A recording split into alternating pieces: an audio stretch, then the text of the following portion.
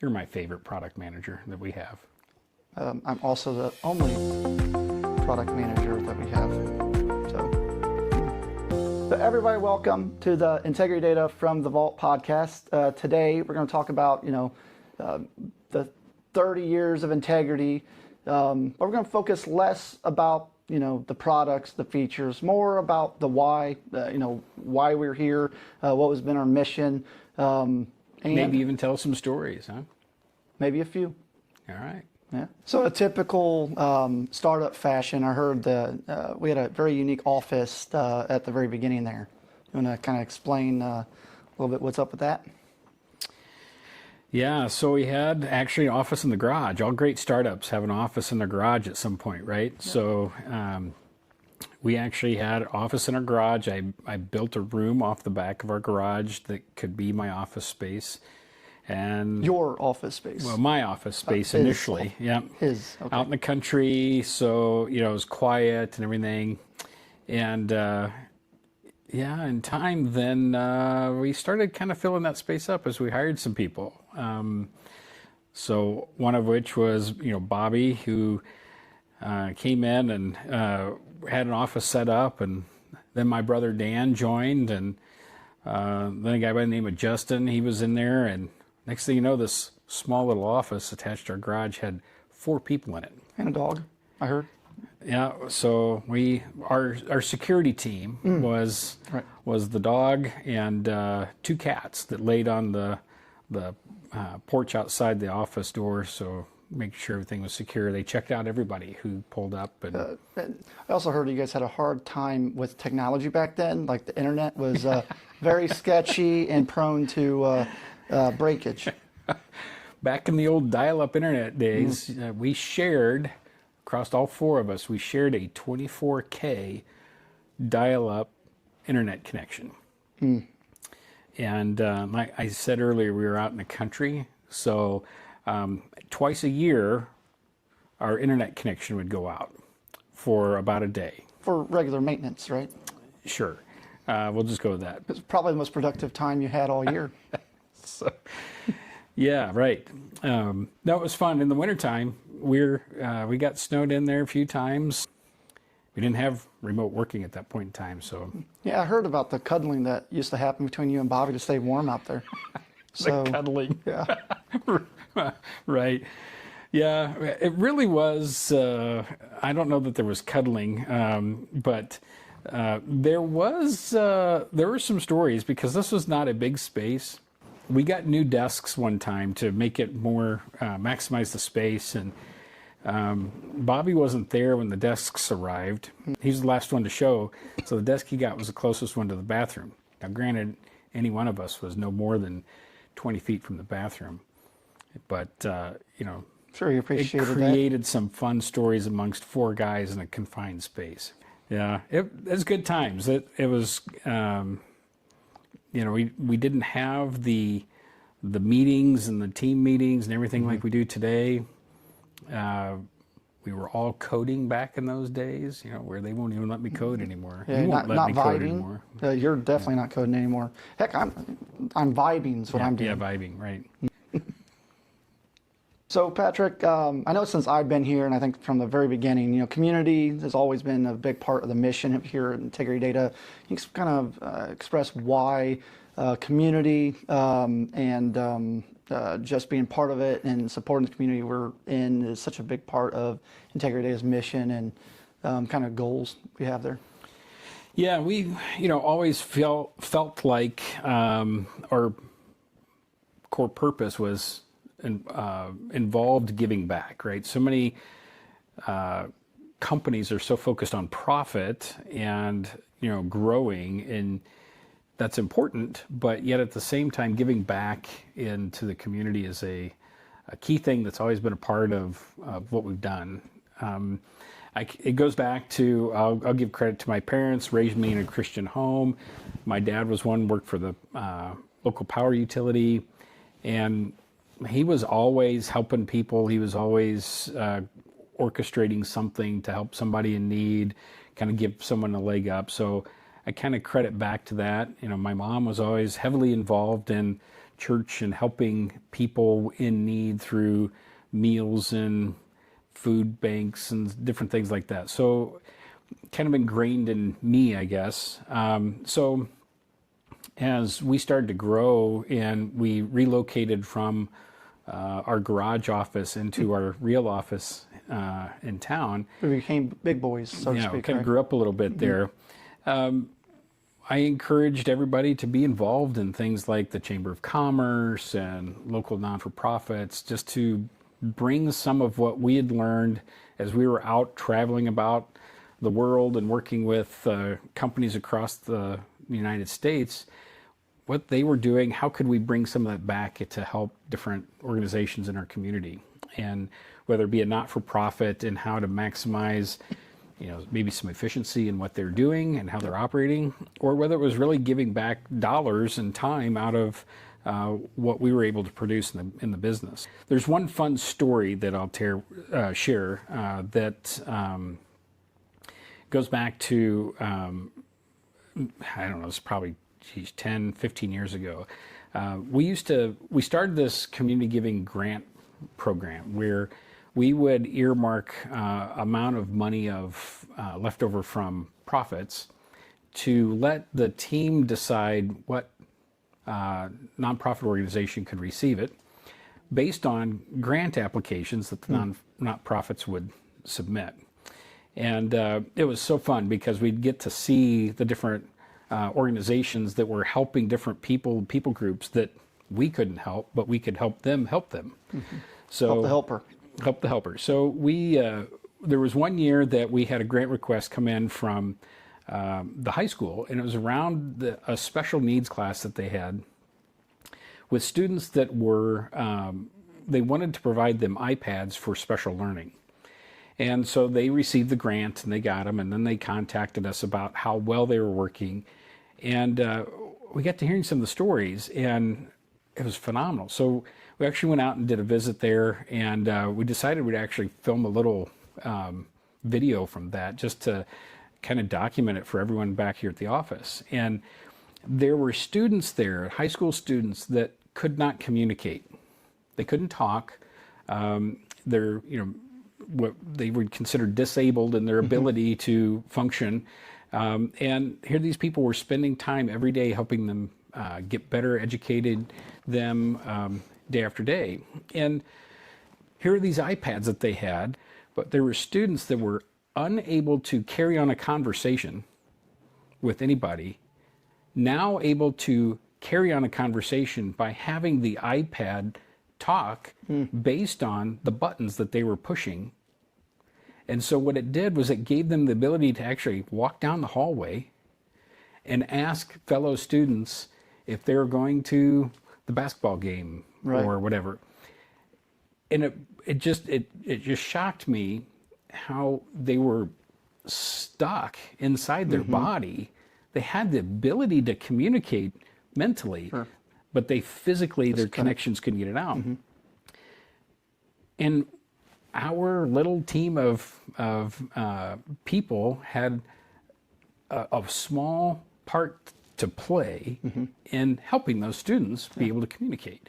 And so that's just one of the countless stories of little things that we've been able to kind of sew into over time, and just one builds on the next and encourages you to do more. Right. So Have small team, big impact. yeah, For sure. that's great. Yep. And the team loves seeing those outcomes.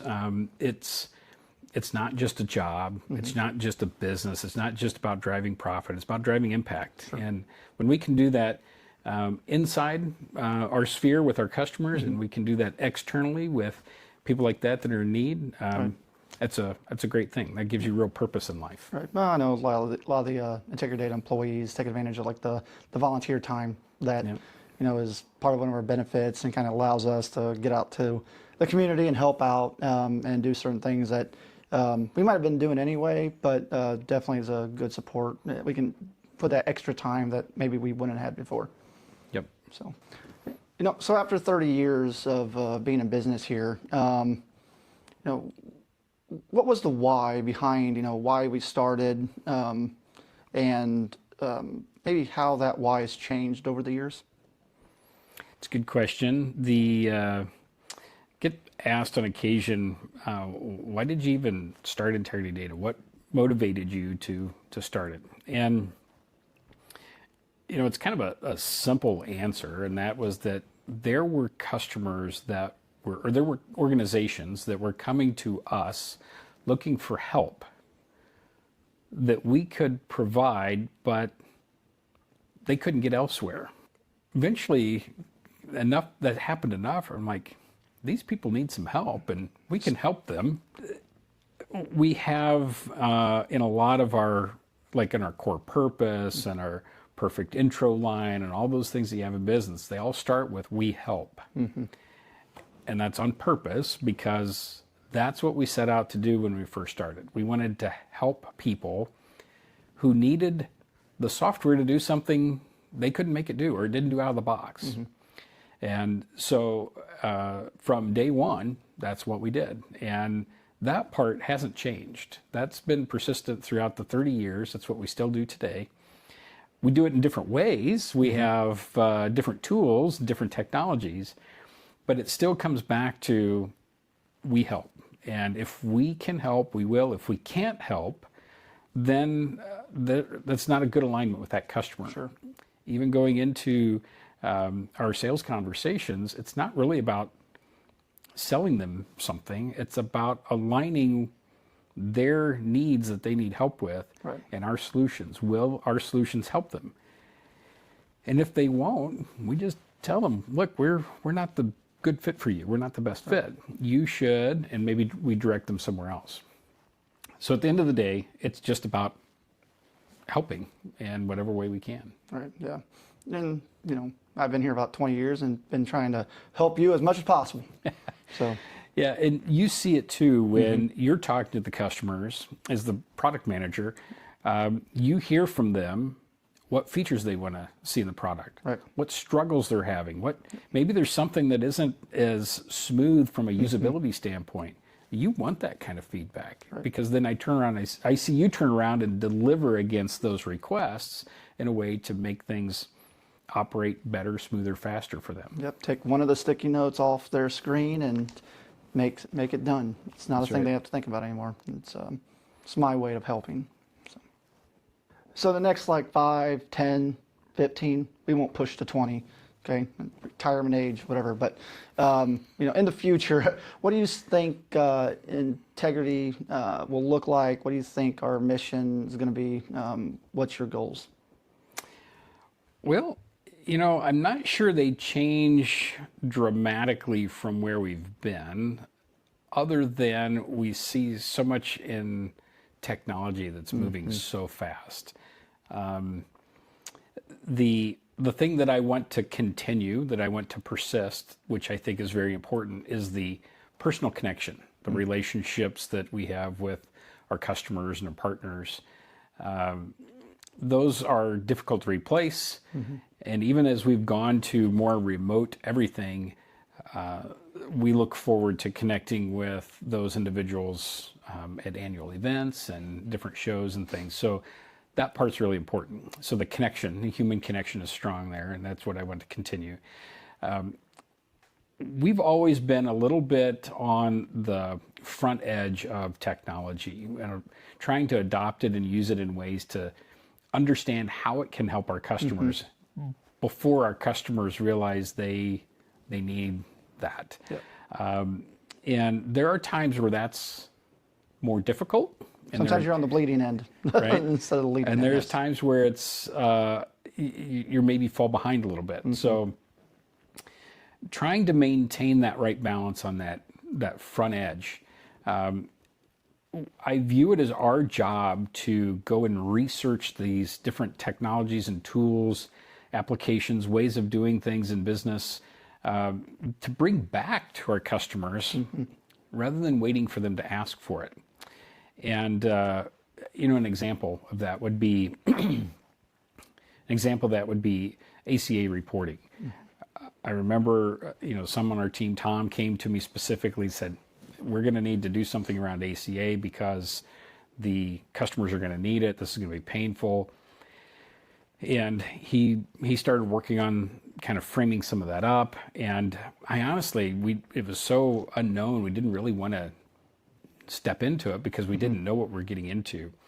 And then it wasn't long before customers started asking, and we're like, well, as a matter of fact, we are working on that. We're trying to pull it together. Had we waited until they asked, we would have been behind the curve. So it's been important for us to stay ahead of the curve in a healthy amount of distance so that the customers continue to get value when they're ready for it. And it's not the easiest thing to do, but over the 30 years that we've been doing it, it's been a differentiator for us in many ways. So I see that as probably our most challenging thing with the pace of technology change that we're dealing with today. Right. Yeah. And I can attest to that. I've spent many weekends researching different technologies and different approaches and trying to learn, the next thing that we can help the customers kind of solve their problem, a pain point before they actually are asking us. So. And since you're our product manager and you're telling me you're working weekends, you're my favorite product manager that we have. I'm also the only product manager that we have. So now I'm the engineering manager too, so I appreciate the promotion.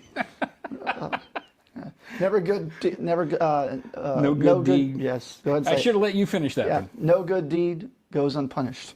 So for as long as I've been here in Integrity Data, we've been tightly coupled with Microsoft.